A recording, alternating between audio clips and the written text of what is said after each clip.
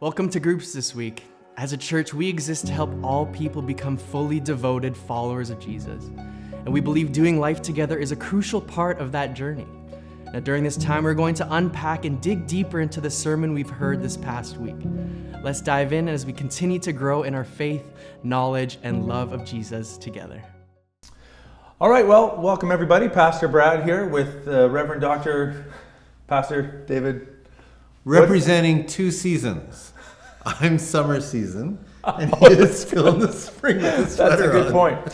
point. So this week we were looking at, we've kind of stepped out of what's known as the Sermon on the Plain and finished off there. And now we have Jesus walking into Capernaum, and he is immediately approached by Jews, actually, on behalf of a centurion. So can you tell us just a little bit of what happens here in Luke 7 verses 1 to 10? So it's after the landing of the plane.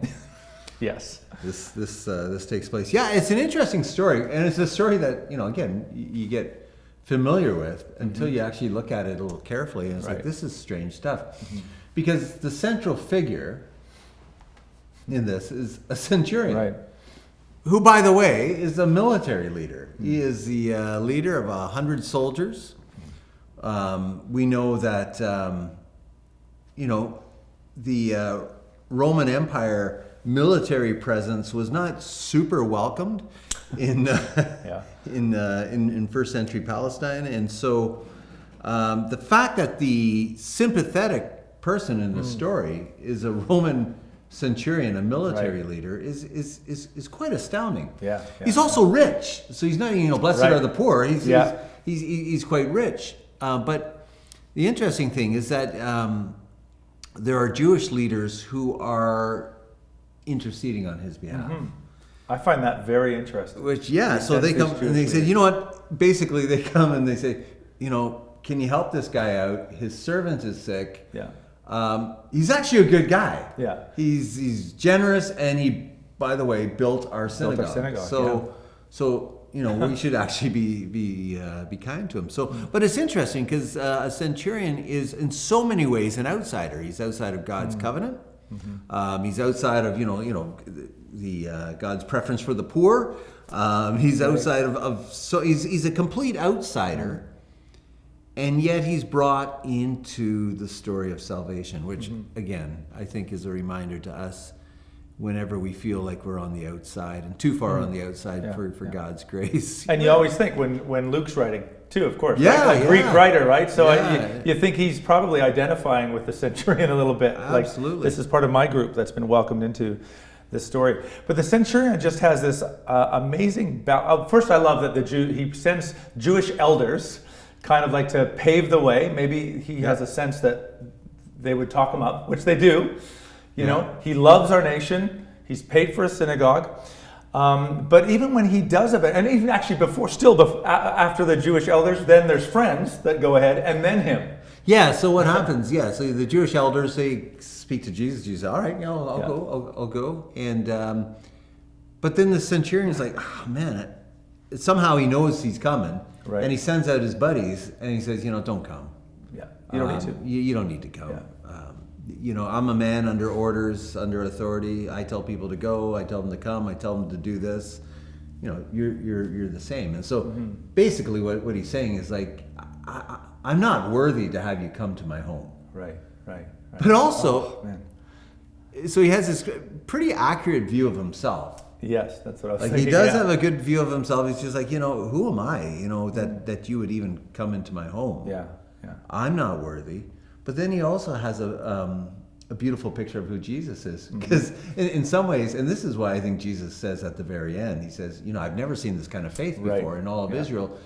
Now, the interesting thing about this Roman centurion is that he knows that Jesus doesn't need to show up in order for healing to happen. And so he says, I'm not worthy to have you come to my home, but I have faith in who you are. Now, it's interesting because the friends who are speaking on behalf of the centurion say, Lord, we're not worthy to have you come. And the word Lord is Kyrie, right? And so the understanding is that there's a bit of a double entendre. In some ways, this word Lord can mean sir. But we know it means more than that. Because what he says is that I know you don't need to be here for healing to happen. Yeah. Which does indicate that he knows that there's something special about this he knows Jesus. the power that he has too. And I think that's why Jesus at the end says, I've never seen this kind of faith before.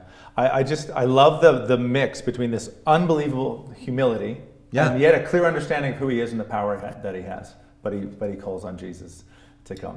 So he has a clear understanding of his own unworthiness, but he also has a very clear understanding of just who Jesus is, which I think is kind of a good model for the Christian life. Is to have a good sense of our own inadequacy, our own foibles, our own sinfulness. It just always reminds me of the John Newton on his deathbed. John Newton, 18th century evangelical pastor. He said, 2 things I know. I'm a great sinner, and Christ is a great Savior. And that's what's being captured here. He's like, man, I'm not worthy, but you don't even need to be here for this to happen. Oh, that's great. Let's cap it right there. Well, actually, you got let me say one more thing. Okay, say one more thing. Because the key figure in this whole story never shows up. We don't actually.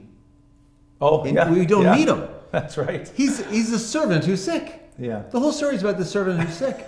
And he never gets sick. sick. So at the very end, we read that the servant is healed. Right. But what got me thinking is the servant. Did he think, the Tylenol worked? Oh, that's a good point. I got better on my own. Maybe Cold Pro is really working. Like he's actually been healed by Jesus. Yeah. But he may not have known. Right. And so it reminds me of how many people's lives have been radically transformed by Jesus, and yet they've never even known.